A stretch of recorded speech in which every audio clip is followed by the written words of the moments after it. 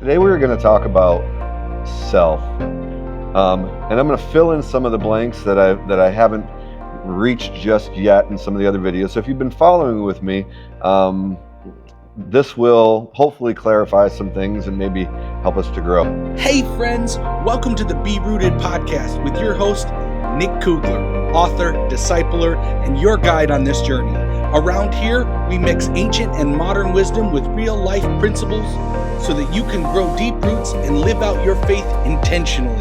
So let's stay curious and dive in. I really want to go back to the foundational, more fundamental verse where so much of this discipleship comes from, and I think it's pivotal because Jesus says it's pivotal. In one of the synoptic gospels, when the great commandment is referenced by Jesus, he says that all of the law and all of the prophets hinge on these two commands. So that word, great commandment, is something I want to touch on right now. That word pivotal or hinge is the word pivotal. Like that, if you were to have a door and you had hinges on that door's not going to move or not going to work unless those hinges are operational.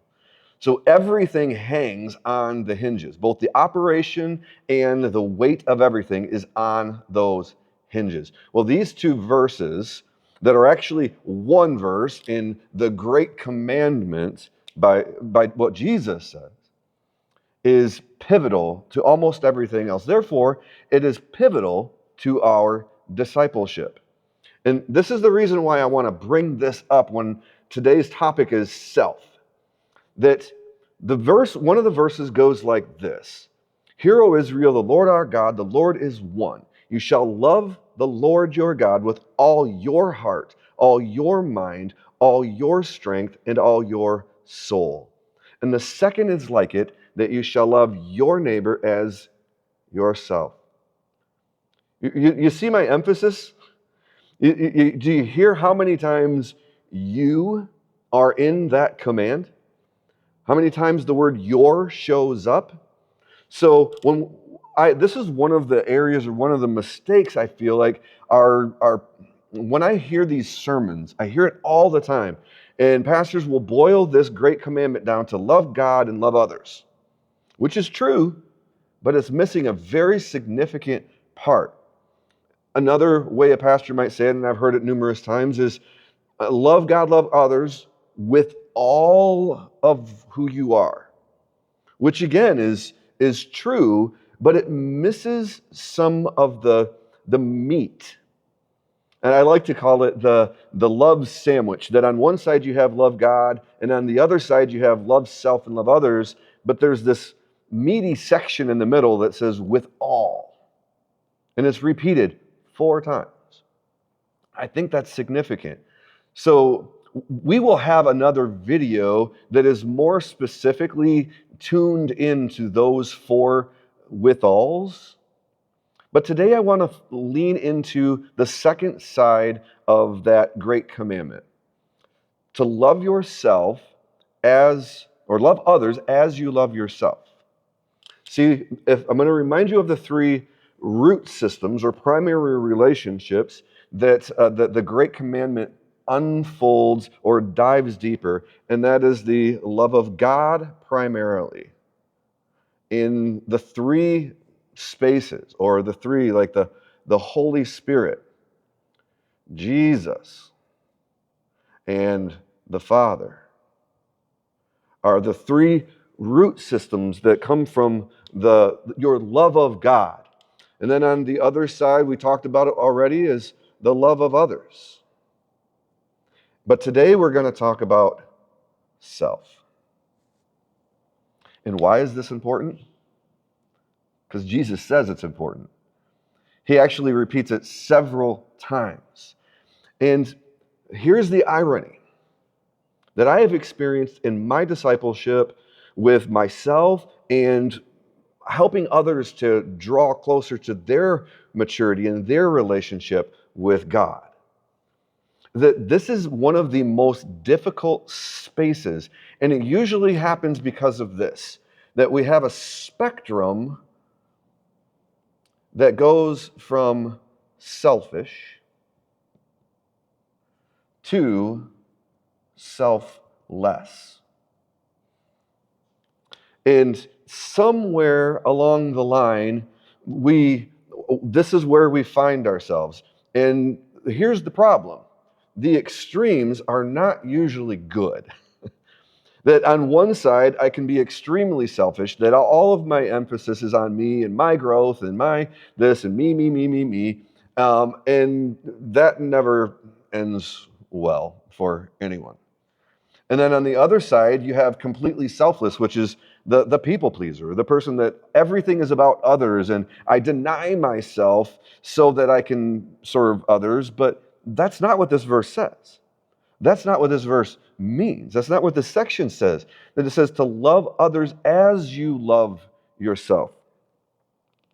Conceptually, one of my favorite places, or one of my first places that this really began to make sense to me, is in the book C.S. Lewis writes called Mere Christianity.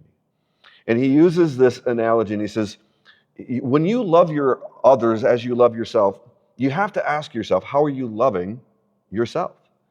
Do you love the bad things you do? Do you love it when you sin against God or when you sin against yourself? No. No, actually, a lot of those things can create shame and guilt, and those often become things that hurt us and harm us, but we never stop caring for ourselves. We never stop nurturing ourselves. We give ourselves sometimes too much grace, because Paul says, what then? Shall we continue to sin so that grace may abound? So we go, yeah, I'm just going to keep doing what I want because Jesus died for me, and that's what grace is, right? He keeps giving me what I don't deserve. Yeah, but Paul says be very careful there.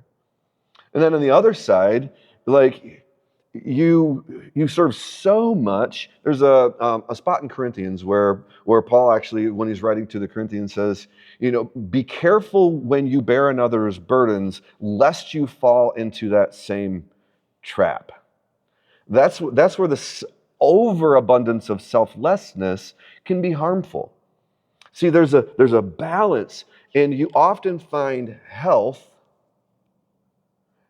in between the extremes. But there are times in your life where you absolutely have to care for yourself. Maybe you have to pull away a little bit because you're hurting and you're struggling. And there are other times when you're not necessarily hurting and struggling, and you have an abundance of energy or wealth or strength or time, and you should be serving others rather than serving yourself. See, that's what this other side of this passage means. To love God, then love others as you love yourself. Jesus is a perfect example of this. He gave so much time to everyone in his sermons on the Mount, in his personal time spent with the disciples, his one-on-one time spent with the disciples, and the time he spent eating with sinners and almost being rejected by the social norm of the day that says that you don't do that. But he gave so much of his time, but he also spent a lot of time alone.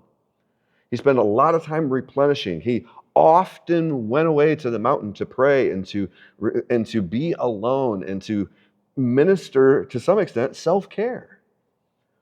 So what I want to challenge you with right now is to see that there's a balance, that you can love yourself without being selfish, and you can love others without forsaking or denying your own health or well-being. So I mentioned it before, but in the resource that I created, Engage, there is an example of this through what I call the one another's in the Bible. I'm not the only one that uses that term. There's a lot of one another's. And one of the ways that you can kind of test your love for self is actually by looking through the lens of how God tells you to love one another. So how do you love one another? Well, you bear their burdens. Are you bearing your own burdens? You love one another by forgiving them. Well, are you willing to forgive yourself? You love others by being generous. Are you generous with yourself? Do you see yourself as worth being invested in? Or are you only investing in others? You see, there's a balance. And I think we see this also in other secular ways. And one of the ways that I've heard it is if a plane is about to crash and the oxygen mask comes down, who do you put it on? Do you put it on your child first or your neighbor first? No, you put it on yourself. Because if you don't take care of yourself, you're not going to be able to take care of the person next to you. Another way that I like to help articulate this is you can't give what you don't have. If you want to be a person of grace, then you have to learn to receive the grace that you want to give. If you want to be a person of mercy, then you have to receive the mercy that you want to give. If you want to be a person who is generous, then you have to receive the generosity of others so that you can be generous. You see, you have to build yourself up so that you can be equipped to give it away. So as you read through the Bible and as you read through those one another's, I want you to ask yourself, am I loving myself like God is instructing me to love others? So there's a quick challenge, but there's something else that I think is vital when it comes to loving yourself. And that's self-awareness. You can't love yourself if you don't know what you need. You can't nurture yourself if you don't know where you need to be nurtured. You need to enter into yourself, and there's lots of ways that you can do that. One of the ways that I have learned to become more self-aware is personality tests. I personally love personality tests. There is not one test that is the number one, go to that one and it'll always be beneficial. Actually, I like the myriad of tests that I have taken because each one of them has helped me to discover something significant about myself. And as I discover those things that are significant about me, it helps me in my relationships with others. A couple of examples, I'll write them over here. Myers-Briggs is a really good personality test. I might spell some of these wrong, but because this one I'm not sure how to spell, but Enneagram, so forgive me, is another one. One of my favorites, honestly, is Clifton's Strength Finders. Oops.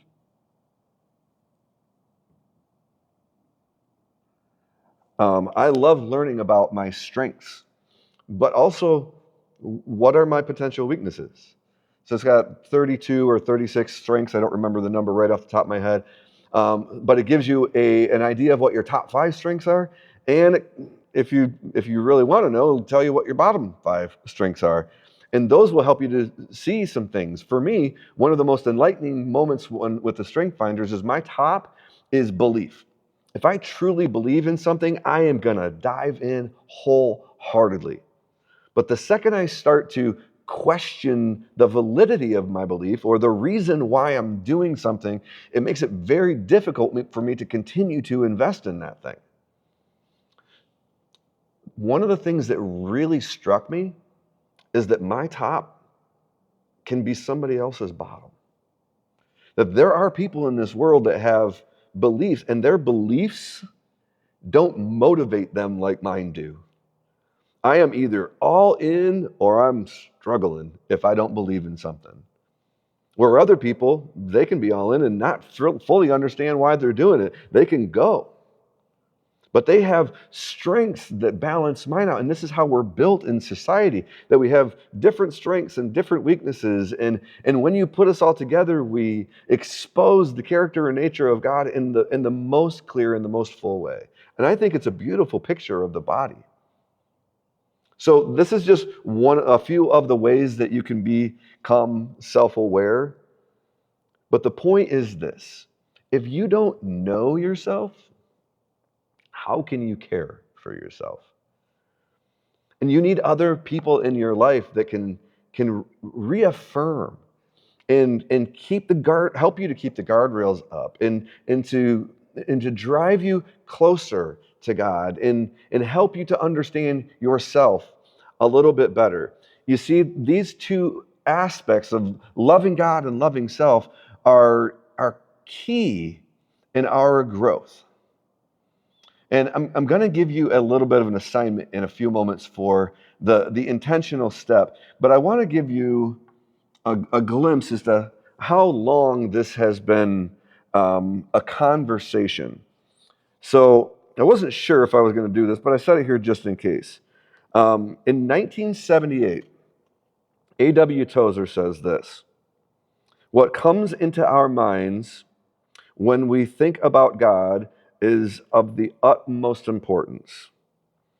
It is the most important thing about us," he says. Well, why?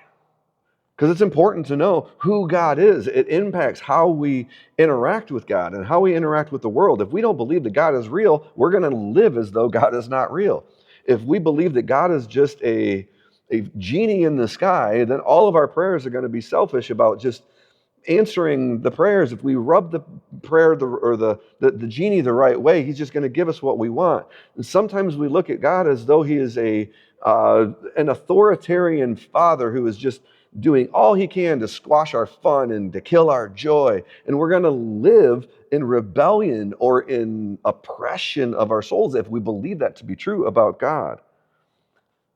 But there's another very influential writer that I also want to quote, and he's one of my favorites. I had the page here, and then apparently I lost it. Oh, I'm going the wrong way. So this is part of the authentic part of our thing here. All right, so here it is. Mind you, this quote is actually from 1941. So it's like roughly, 37 years before Tozer quoted, what the most important thing about you is what you think when you think about God.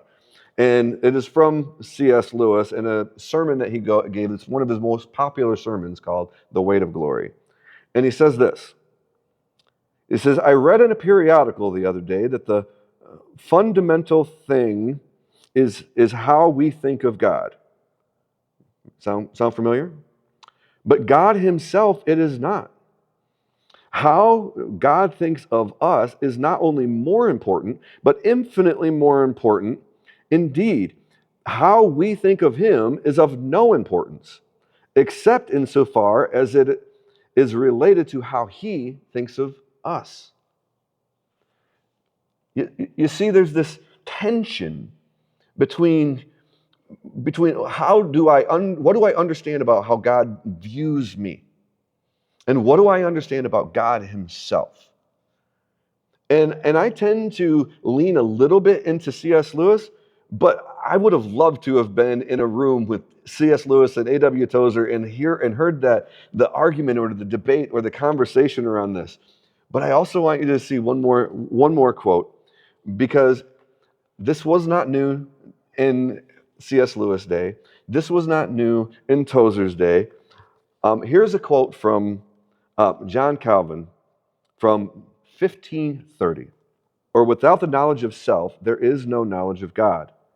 Our wisdom, insofar as it ought be determined, true and solid wisdom, consists almost entirely of two parts: the knowledge of God and the knowledge of ourselves.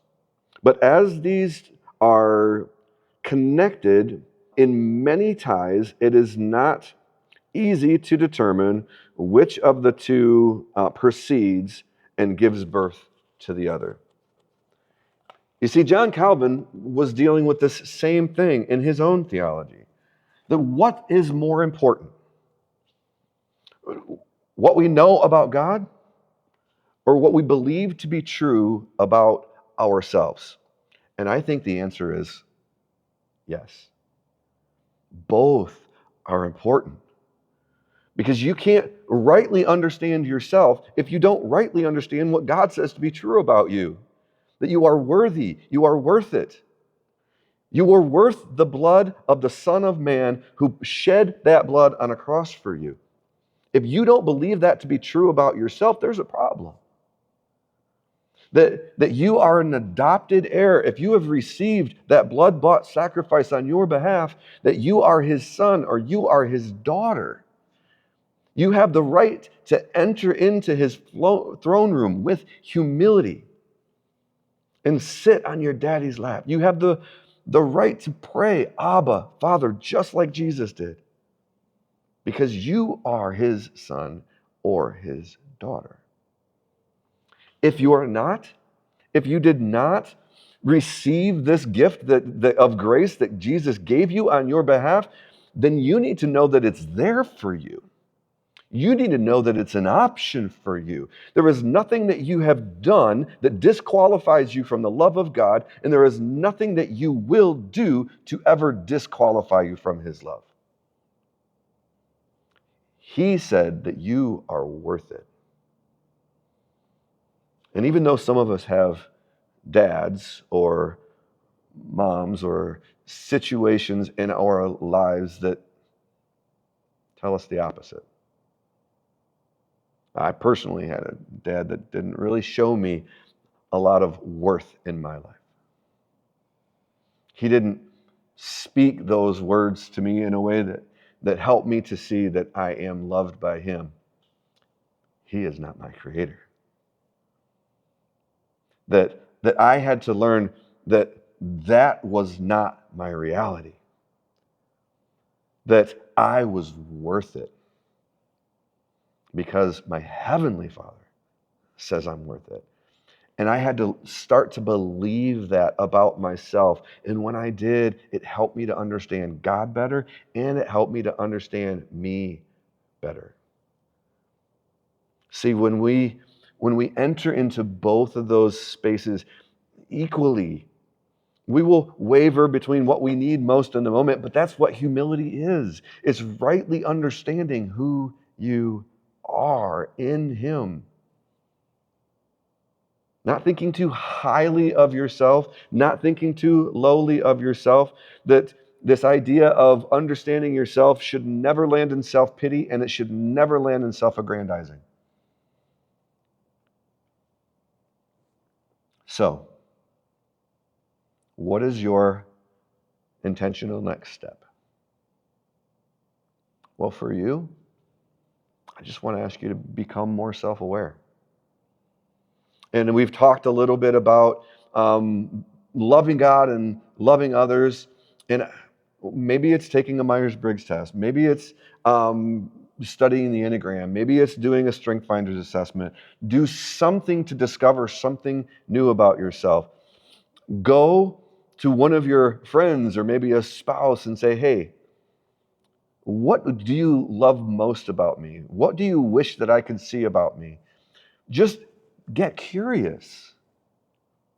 Because this is something that I think is true, that you will never reach the end of discovering who you are, discovering what God thinks about you, and then figuring out your gifts and your strengths and your weaknesses and your traumas and how they are, you can grow through them, get healthy through them, and then serve others through them. Yes, your strengths and your weaknesses can be used for the glory of God. So, this is my challenge for you today. Enter into what does it look like to love yourself? Be curious. Google the one another's of the Bible and read the lists that show up. And then ask yourself, Am I loving others? But am I loving myself in the same way? Am I forgiving myself?